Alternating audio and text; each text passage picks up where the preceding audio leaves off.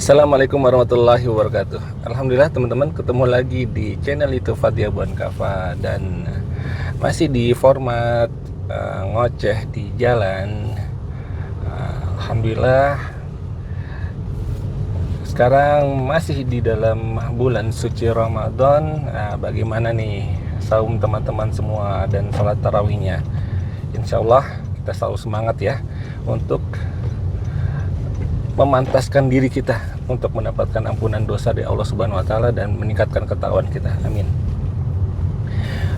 Alhamdulillah sekarang hari cerah, dan di siang hari ini saya ingin berkunjung ke salah satu kantor travel haji dan umroh yang bisa dikatakan salah satu yang terbesar di Indonesia. Terbesar karena dalam setiap keberangkatannya jumlah jamaahnya itu Masya Allah tabarakallah ta'ala luar biasa banyaknya, baik itu yang haji plus atau haji khusus ataupun jemaah umroh. Kalau saya perhatikan setiap keberangkatan umroh yang melalui travel atau PPIU, Armina Reka ini kalau kita lihat di bandara tuh yang terbanyak gitu. Minimal mungkin yang diberangkatkan itu sekitar 90 jamaah. Itu minimal. Bahkan sudah sangat sering, bahkan bisa dikatakan rutin memberangkatkannya itu satu pesawat. Ini Masya Allah luar biasa gitu. Dan Alhamdulillah beberapa tahun yang lalu juga saya sempat, bukan sempat sih, sampai sekarang juga masih sih sebenarnya, masih menjadi bagian dari Armina Reka Perdana.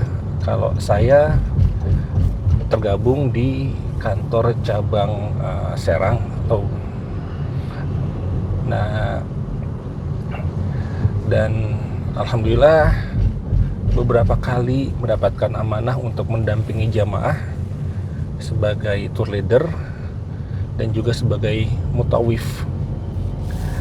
Nah, berdasarkan pengalaman pribadi inilah saya ingin sedikit bercerita untuk kepada teman-teman semua, apalagi khususnya bagi teman-teman yang sudah sangat ingin untuk berangkat ke tanah suci, baik itu untuk melaksanakan haji ataupun umroh, tapi masih terkendala travel apa nih yang bisa untuk atau yang baik untuk dipilih. Karena ini menjadi catatan penting, karena di Indonesia ini juga sudah sangat sering terjadi kita dengar jamaah-jamaah haji ataupun umroh yang qadarullah diuji oleh Allah Subhanahu wa taala dengan menjadi korban oknum tamu Allah yang mereka menjanjikan keberangkatan ke tanah suci, apalagi dengan biaya yang relatif lebih murah dibandingkan travel lainnya, tapi ternyata tidak sedikit yang mengalami gagal berangkat. Nah, pengalaman ini juga dialami oleh bibi saya, adik dari ayah saya. Jadi adik sepupu saya, dia itu yatim.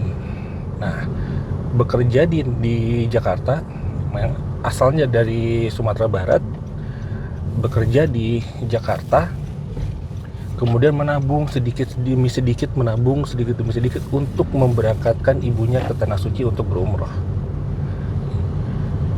Tapi qadarullah gagal berangkat karena menjadi korban penipuan dari oknum travel ini.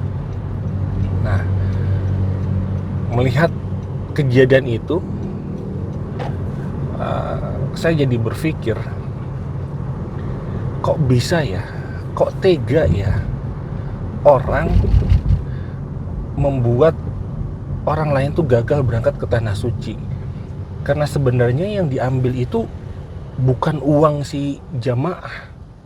Uang bisa dicari, tapi kesempatan untuk beribadah di tanah suci itu mungkin tidak sering bisa didapatkan oleh setiap manusia. Karena perjalanan ke tanah suci ini dari Indonesia ini memang bukan perkara yang mudah karena faktor jarak dan juga biaya. Mungkin kalau dikatakan ada yang berangkat 1 kali dalam setahun itu sudah dikatakan cukup sering ya, kecuali memang dia yang sangat beruntung diberikan kemakmuran oleh Allah Subhanahu wa taala, ataupun mereka yang bekerja sebagai travel haji atau umroh. Jadi kok tega ya, yang diambil itu kesempatan mereka untuk beribadah, kesempatan mereka untuk mendapatkan pahala yang sangat banyak. Yang diambil itu kesempatan mereka untuk mendapatkan ampunan dosa. Jadi itu sebenarnya sangat menyakitkan untuk dilihat gitu. Belum lagi kita pernah membaca kabar itu ada beberapa travel yang bisa dikatakan ribuan umat Islam di Indonesia yang tertipu, yang gagal berangkat. Nah itu sangat menyedihkan sekali kalau kita lihat ya. Saya sedang berada di wilayah di sekitaran Senayan. Seperti ada yang beda. Oke, kembali ke pembicaraan. Jadi memang memilih PPIU atau KBIH ini perlu berhati-hati. Kalau kita perhatikan, Kementerian Agama Republik Indonesia sudah memberikan acuan, yaitu 5 pasti kalau kita mau berangkat umroh, berangkat haji atau umroh. 5 pasti itu yang pertama adalah pastikan travelnya itu berizin resmi dari Kementerian Agama.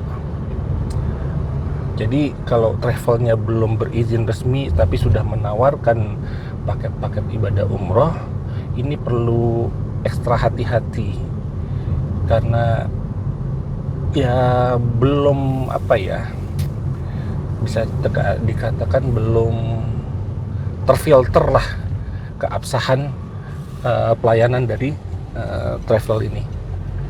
Kemudian yang kedua, pastikan juga jadwal keberangkatannya. Tanggal berapa itu seharusnya sudah fix tanggal keberangkatannya, bukan yang berangkat sekian bulan lagi atau berapa lama lagi ke depan tapi tanggalnya belum ada. Nah itu jangan pilih paket perjalanan yang seperti itu. Pilih yang travelnya sudah menyediakan tanggal pasti untuk keberangkatannya, dan kemudian juga pastikan penerbangannya, karena memang travel dari Indonesia kita pasti pakai pesawat terbang. Kalau pakai pesawat laut ya kayak zaman dulu ya lama nyampainya.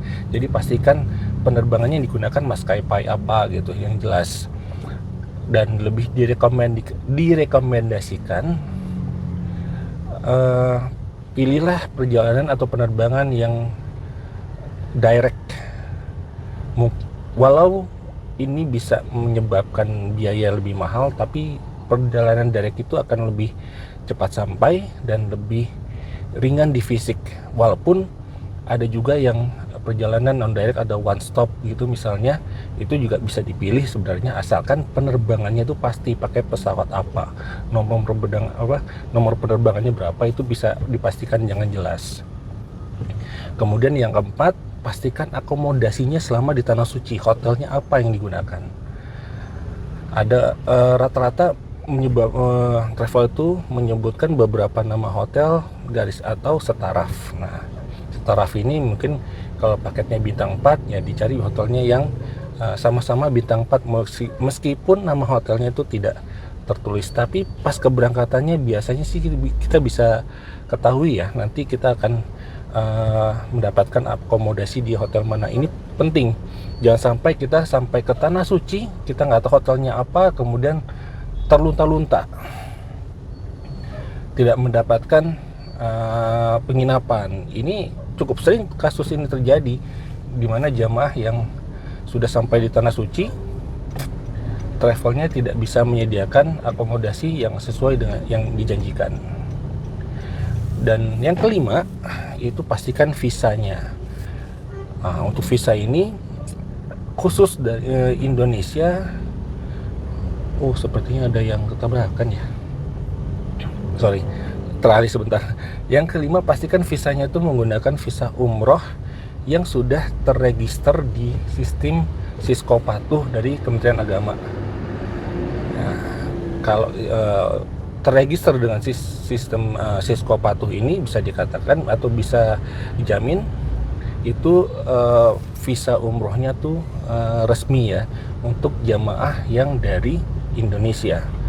Memang visa untuk umroh ini dari pemerintah Kerajaan Arab Saudi juga dibuka selebar-lebarnya, bisa bermacam-macam visa untuk melaksanakan umroh.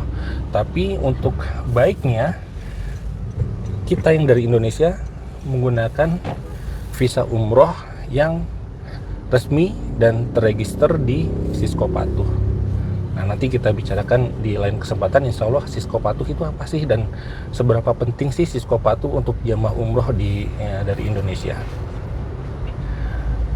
Ini kondisi jalan sedang cukup macet ya siang hari ini. Seperti biasa, ini kan saya ngerekamnya pakai handphone ya, bukan handphone yang terbagus juga, jadi terkadang terkendala, sudah ngoceh banyak, ternyata kameranya off karena handphonenya kepanasan. Jadi cek dulu masih merekam nggak? Alhamdulillah masih merekam. Nah, siang ini di bilangan Semanggi. Nah, saya mau masuk tol dalam kota melalui gerbang tol Semanggi menuju ke tol Jati Bening untuk menuju ke kantor Armina Reka Perdana. Jadi sekilas mengenai Armina Reka Perdana. Untuk kantornya, Armina Reka Perdana mempunyai dua kantor utama, yang kantor fisik yang offline. Yang pertama ada di Jalan Caman, yang kedua ada di Jalan Salemba, di Menara Salemba lantai 5. Di kedua kantor ini kita bisa melakukan pendaftaran untuk ibadah haji ataupun umroh. Teman-teman kalau ingin mendaftar bisa langsung datang aja ke kedua kantor tersebut jika berada di Jakarta dan sekitarnya. Jadi bisa datang dan langsung mendaftar, atau jika teman-teman berada di luar Jakarta dan ingin ataupun bukan di luar Jakarta saja sebenarnya, kalau teman-teman yang di Jakarta ataupun di luar Jakarta yang terkendala waktu dan jarak untuk mendaftar menjadi jemaah haji ataupun jemaah umroh, teman-teman bisa mencari mitra-mitra Armina Reka Perdana terdekat yang bisa membantu teman-teman semua untuk mendaftar langsung dari rumah. Jadi teman-teman tidak perlu datang langsung ke kantor itu. Biasanya teman-teman mitra ini akan singgah ke rumah teman-teman atau ke tempat yang nyaman bagi teman-teman semua untuk melakukan proses registrasi. Jadi nanti teman-teman tinggal menyiapkan anggarannya saja, dan juga dokumen-dokumen perjalanannya seperti paspor.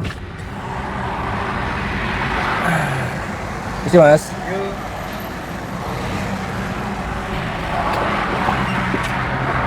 Seperti paspor dan KTP dan lain-lain sebagai pemberkasan, melakukan pembayaran melalui rekening resmi PT Armina Reka Perdana, dan tanpa effort yang mesti datang ke kantor, teman-teman bisa, insya Allah bisa segera berangkat.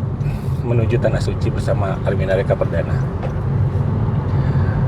Banyak sebenarnya sih kalau kita mau jujur ya, travel yang di Indonesia itu yang amanah itu sangat banyak sebenarnya, dan banyak opsi untuk kita memilih suatu travel yang amanah tersebut. Tapi dari 5 pasti tadi yang yang disosialisasikan oleh Kementerian Agama, ada satu lagi yang menjadi pokok pertimbangan, yaitu yang amanah. Nah, tahu dari mana kita suatu travel itu amanah? Nah, carilah kenalan yang sudah menggunakan travel tersebut. Seperti apa pengalamannya? Karena ini travel ibadah ya, perjalanan ibadah ini bukan sekedar kita nyaman dalam perjalanan. Ada nilai lebih dan nilai utama dan nilai yang paling penting, bahkan bisa saya katakan kalau dalam memilih travel perjalanan ibadah haji dan umroh ini, travel yang benar-benar serius dalam memberikan bimbingan pelaksanaan ibadahnya. Maksudnya serius gimana? Semua travel diwajibkan untuk melakukan manasik, untuk mengadakan latihan manasik ibadah. Untuk umroh itu minimal 1 kali, untuk haji itu ada beberapa kali sesi. Nah, mana yang travel yang memberikan acara manasiknya itu yang benar-benar serius, benar-benar nyaman, dan benar-benar yang baik lah, bisa dikatakan seperti itu. Dan itu juga bisa menjadi pertimbangan dari teman kita, saudara kita, atau kenalan kita yang sudah pernah berangkat bersama travel tersebut. Kita bisa menjadikan referensi. Oh, travel A ini seperti apa sih, travel B ini seperti apa, dan bimbingannya gitu. Ini yang menjadi pokok utama yang harus dipikirkan terlebih dahulu sebelum memilih travel umroh. Bukan hotelnya di mana, makannya bagaimana, transportasinya seperti apa, bukan itu dulu. Bukan itu belakangan. Tapi bagaimana kita dibimbing dalam melaksanakan ibadah umroh dan ibadah haji. Ini yang paling penting mesti kita cari gitu. Jadi setelah kita mengetahui itu, nah barulah kita akan bisa lebih mudah menentukan gitu. Setelah kita bertanya, mendengarkan pengalaman mereka, mungkin kita bisa mendapatkan gambaran, oh layanan travel ini seperti apa layanannya, itu baru bisa memudahkan kita untuk memilih travel yang akan kita pilih. Berulangan nggak apa-apa deh. Ya, dan alhamdulillah sepanjang hidup saya baru ke Tanah Suci itu menggunakan 3 travel.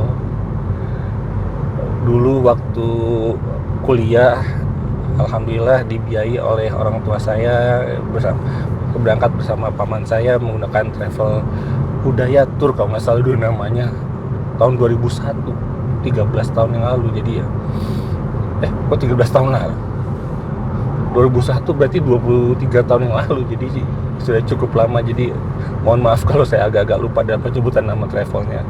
Kemudian alhamdulillah saya juga pernah berangkat bersama MQ Travel untuk haji reguler. Dan beberapa tahun belakang ini alhamdulillah karena dibantu oleh sahabat saya Ustadz Sofyan Anis, jadi saya bisa mengenal Armina Reka. Dan awalnya itu saya agak-agak pesimis. Jujur saya agak pesimis. Mengapa? Karena waktu saya dikenalkan dengan Armina Reka Perdana itu, sistem pendaftaran jamaahnya itu bagaikan MLM gitu, kayak seperti jamaah cari jamaah lain gitu. Tapi setelah saya bismillah mencoba masuk dengan mendaftar menjadi mitra, waktu itu mengeluarkan biaya sekitar 19.500.000. Nah, ternyata profit atau keuntungan yang saya dapatkan dari 19.500.000 itu jauh lebih besar. jauh lebih besar dari ini. Alhamdulillah saya mendapatkan nikmat dari Allah Subhanahu Wa Taala. Dari biaya saya keluarkan itu, Army Nareka memberkatkan saya beberapa kali, bahkan mempercayai saya sebagai mutawif selama beberapa kali dalam 1 bulan untuk tinggal di Saudi untuk melayani jamaah yang terus berdatangan, jamaah Army Nareka yang luar biasa banyaknya. Dan saya melihat langsung, mengalami langsung bagaimana direksi ataupun manajemen Army Nareka ini sangat serius menjaga amanah jamaah, sangat-sangat serius. Bahkan saya tidak melihat sendiri, sahabat saya yang menyaksikan sendiri, Ustadz Sofyan Anis ini menyaksikan direkturnya, ibu dan nenek gue itu, walaupun dia direktur utama yang paling atas posisinya, tapi tidak segan-segan untuk membantu mengangkat koper jamaah. Itu yang saya lihat, Masya Allah ya, benar-benar effortnya itu menjaga amanah tuh luar biasa gitu. Dan juga memang kelebihan Army Nareka karena memberikan profit yang sangat besar itu dalam konsep MLM-nya, konsep yang seperti MLM-nya itu. Jadi banyak jamaah yang tertarik untuk bergabung, dan kalau mengikuti sesuai prosedur, maksudnya tidak melakukan transaksi keuangan secara pribadi, transaksi keuangannya hanya melalui akun resmi perusahaan, bisa dipastikan semuanya itu bisa berangkat. Bisa dipastikan semuanya berangkat. Bahkan tidak hanya berangkat, tidak jarang, bahkan sering jamaah yang membayar misalnya paket hotel bintang 4 itu tiba-tiba di Mekah di-upgrade ke bintang 5. Yang tadinya hotelnya agak jauh tiba-tiba dipindahkan ke Zamzam Tower, salah satu hotel di Zamzam Tower. Saya pernah mengalami itu dari jamaahnya paket bintang 4, tapi ketika saya menjadi mutawif untuk membimbing jamaah itu, ternyata dipindahkan ke Swiss Hotel Al-Maqam atau bahkan ke Marwah Rotana. Itu kan hotel-hotel bintang 5 yang ada di Tower Zamzam, dan itu luar biasanya dari Army Nareka Perdana dalam memberikan layanan bagi jamaahnya. Jadi selama melihat langsung ini, jadi ini adalah salah satu travel yang insya Allah saya yakin, hakul yakin ini akan amanah dan baik untuk dipilih oleh teman-teman untuk melaksanakan perjalanan ibadah umroh.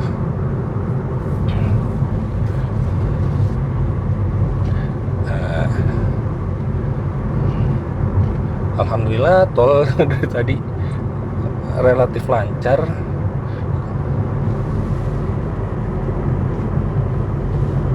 Nah, masih merekam.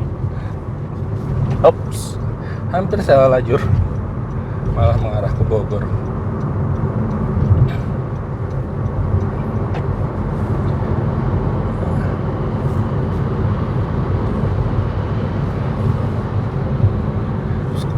Apalagi pengalaman yang mungkin bisa menjadi pertimbangan untuk teman-teman dalam memilih travel umroh ya. Jadi, oh ya, dalam setiap transaksi keuangan atau pembayaran keberangkatan, mau travel apapun yang teman-teman pilih, pastikan selalu melakukan pembayarannya itu ke rekening resmi dari travel yang teman-teman pilih. Jangan pernah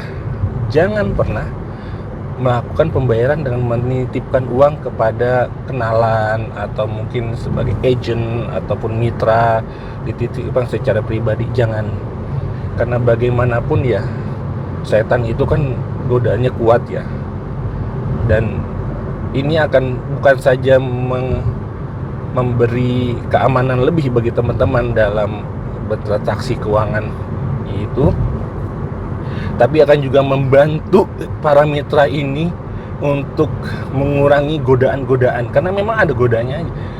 Jangankan jangankan banyak jamaah, satu jamaah aja kalau dititipkan biaya perjalanan umroh misalkan katakanlah yang rata-rata sekarang itu 30 juta, itu godaannya besar untuk merusak amanahnya gitu. Jadi lebih baik teman-teman selalu pastikan melakukan pembayarannya itu ke rekening resmi dari travel yang teman-teman pilih. Walaupun kalau misalnya ada DP atau apa gitu, bisa dititipkan kalau misalnya dalam jumlah yang nominalnya tidak terlalu besar. Tapi kalau yang untuk pelunasan yang nominalnya besar, selalu pastikan melakukan transaksinya dengan akun rekening resmi dari travel yang teman-teman pilih. Nah, apa aja tadi ya? Tadi kita sudah bahas 5 pasti, kemudian bimbingannya yang mesti diutamakan, kemudian juga untuk pembayaran keuangannya juga harus yang resmi, dan kemudian juga referensi dari kenalan-kenalan yang sudah pernah berangkat. Kira-kira apa lagi yang kira-kira penting untuk diperhatikan sebelum teman-teman memilih travel umroh ini? Nah, satu lagi sebenarnya yang mungkin tidak banyak dibicarakan, karena memang ibadah umroh ini ketika kita melakukan pendaftaran, melakukan pembayaran dan berangkat, kita kan akan diberi layanan manasik, yaitu bimbingan. Tapi jangan lupa, kita sebagai pribadi yang akan melaksanakan ibadah umroh juga wajib saya katakan wajib 3 kali, karena ini sangat penting untuk benar-benar mempelajari sendiri, menambah ilmu pelaksanaan ibadah umroh itu seperti apa gitu. Mohon maaf yang sebesar-besarnya kepada sahabat-sahabat semua yang berkhidmat menjadi mutawif atau pembimbing. Mohon maaf, tapi kita ini semua adalah manusia biasa yang tidak luput dari salah. Tidak luput dari kekurangan. Ada beberapa orang yang saya perhatikan yang memberikan bimbingan itu ketika di tanah suci terkesan tidak memaksimalkan ibadah yang dilaksanakan. Contohnya seperti apa? Misalkan yang saya sangat sering perhatikan itu ketika di sa'i. Nah, ibadah umroh ini kan butuh energi fisik yang besar ya, karena hampir semuanya itu memang fisik gitu. Bukan tidak seperti sholat yang hanya di satu tempat. Ini bergerak terus, bahkan melakukan perjalanan yang cukup jauh dari miqat ketika kita mulai berihram sampai ke Bukit Marwah dan kita sampai tahallul, itu kita berjalan terus. Terkadang jamaah itu karena memikirkan jamaah, kondisi fisik jamaah, akhirnya proses-proses atau rukun-rukun umroh itu dipercepat agar cepat selesai, jamaah bisa juga cepat istirahat dan tidak tercapai. Saya tidak menyalahkan ini, tapi alangkah baiknya jika bukan gitu. Maksudnya gini, kan ketika ingin dipercepat, jadi ada beberapa titik-titik ya di mana doa itu ijabah, itu seperti di skip gitu. Misalnya di Bukit Safa dan Marwah, itu kan tempat yang sangat ijabah, untuk yang sangat ijabahnya doa gitu ya, di Bukit Safa dan Marwah. Tapi ketika kita sedang berihram, ketika kita sedang melaksanakan sa'i, di situ kita bisa berzikir, berdoa, bahkan disunahkan itu berzikir 3 kali, dan di antara zikir itu kita mengucapkan doa sepuas-puasnya, sebanyak-banyaknya, mau berulang kali pun disarankan maka itu. Tapi karena mungkin tempatnya ramai atau jamaahnya kecapean, kadang ada beberapa yang saya lihat membimbingnya itu ketika sampai Bukit Safa dan Marwah hanya lewat saja. Jadi hanya membaca zikir ketika menaiki bukit, Inna Safa wal Marwata min sya'airillah, dan kemudian jalan lewat gitu, tanpa berhenti, tanpa melakukan zikir, tanpa memberi kesempatan jamaahnya untuk berdoa. Ini yang sangat sebenarnya saya sayangkan ya. Padahal kalau ketika kita dalam melaksanakan ibadah, kalau prinsip saya sih kita harus tergesa-gesa dalam memulai melaksanakannya, tapi jangan tergesa-gesa ketika melaksanakannya. Jadi kita segera secepat mungkin untuk bisa memulai. Tapi ketika kita memulai, santai, nikmati semua proses ibadahnya itu, setiap rukun-rukunnya itu kita nikmatin. Atau misalnya ketika tawaf misalnya, ada yang tawaf kalau makin jauh dari Ka'bah kan, di Mataf itu kan akan makin jauh jaraknya.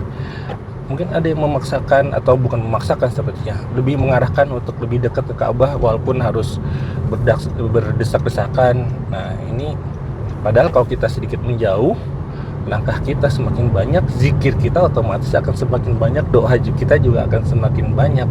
Nah semakin banyak itu bukan hanya semakin baik ya. Jadi ya memang energi fisik itu akan lebih banyak terkuras, tapi disitulah semakin besar effort yang kita keluarkan dalam melaksanakan ibadah, semakin besar pula pahala yang akan kita dapatkan dari Allah Subhanahu wa taala. Nah, ini jadi pemahaman ini kalau kita pribadi sudah siap, sudah mengetahui secara jelas, secara benar. Jadi ketika ketika ada yang membimbing ternyata memilih melakukan hal tersebut tapi kita tidak sesuai dengan apa yang kita pahami, kita bisa melakukan sendiri gitu apa yang kita ingin lakukan sesuai pemahaman kita gitu. Jadi pemahaman ini juga harus kita pelajari benar-benar. Jadi jangan hanya mengandalkan satu sesi manasik umroh yang diberikan oleh travel untuk kita merasa cukup ya untuk merasakan ini, kita siap untuk merasakan ibadah. Enggak, pelajarin terus pelajarin terus dari berbagai sumber yang teman-teman yakini itu benar, yang bukan yang sesuai dengan keinginan ya, tapi yang benar. Yang jadi kita dalam beribadah itu bukan mencari pembenaran, tapi mencari kebenaran dari ibadah yang kita akan lakukan. Jadi kalau kita bisa mendalami itu, nah insya Allah ibadah yang kita lakukan akan lebih jauh bermakna pada diri kita. Nah, alhamdulillah sudah mau keluar pintu tol Jati Bening, tidak lama lagi mudah-mudahan sampai ke Jalan Caman. Alhamdulillah dalam Ramadan ini siang memang relatif lebih lancar ya jalan-jalannya, tapi mungkin sore nanti nih yang akan menguji kesabarannya untuk macetnya lebih awal.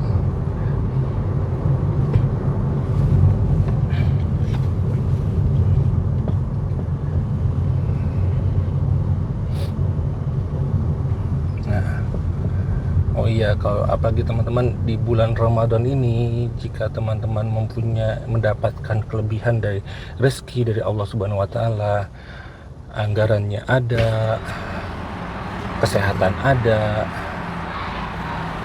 tapi kadang anggarannya ada, kesehatannya ada, waktunya yang nggak ada karena kerja atau apa. Coba deh luangkan waktu untuk pergi ke tanah suci melaksanakan ibadah umroh di bulan Ramadan ini. Masih ada waktu kok kalau teman-teman ingin mau berangkat tahun ini, di bulan Ramadan tahun ini.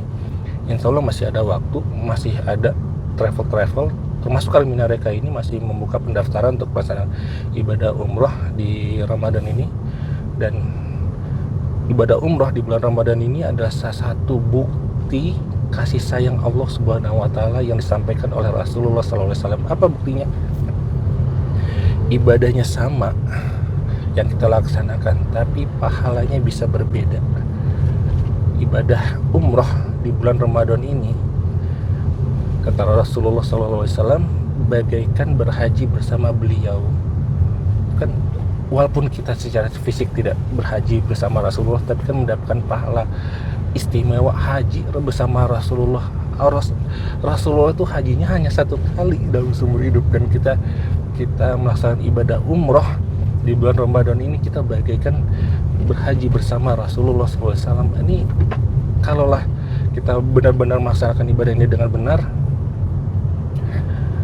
dan kelak di akhirat nanti, ya Allah, itu bagaimana ya kita bersumpah dengan Rasulullah dan kita bagikan, nah, gimana nggak diakui gitu kan ya, berhaji bersama Rasulullah SAW. Itu betapa besarnya pahala yang diberikan oleh Allah Subhanahu wa taala dan betapa bukti kasih sayang Allah dengan ada momen-momen di mana suatu ibadah yang nilainya di tempat lain biasa gitu, bukan biasa tapi ada yang dilipat gandakan jauh, seperti sholat 2 rakaat kan, sholat sunnah 2 rakaat mungkin banyak yang kita sepelekan, tapi kalau kita sholat sunnah 2 rakaat di Masjid Kuba itu ibadahnya bagaikan ibadah umroh. Itu berapa kasih sayang Allah Subhanahu wa taala yang memberikan kita begitu banyak kemudahan dalam mendapatkan pahala sebagai bekal kita pulang ke akhirat nanti.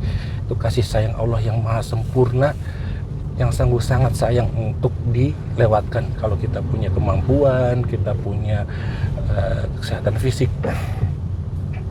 Ya, luangkanlah waktu untuk berangkat umroh di bulan Ramadan ini. Alhamdulillah saya sudah sampai di Jancaman dan sampai di kantor Armina Reka Perdana.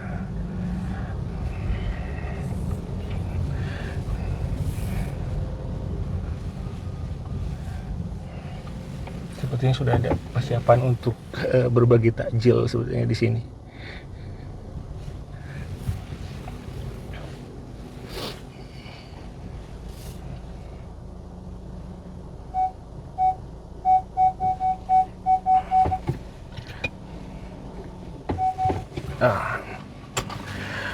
Oke teman-teman, mungkin itu aja yang bisa diocehkan pada kesempatan kali ini. Semoga bermanfaat bagi kita semua, bagi saya menyampaikan dan juga bagi teman-teman yang menyimak. Semoga Allah memberikan kita keberkahan yang berlimpah di bulan suci Ramadan ini, dan semoga Allah juga memudahkan kita, memberikan kita kemampuan untuk memenuhi panggilannya ke tanah suci. Fatih Abu An Kafah, mohon pamit. Assalamualaikum warahmatullahi wabarakatuh.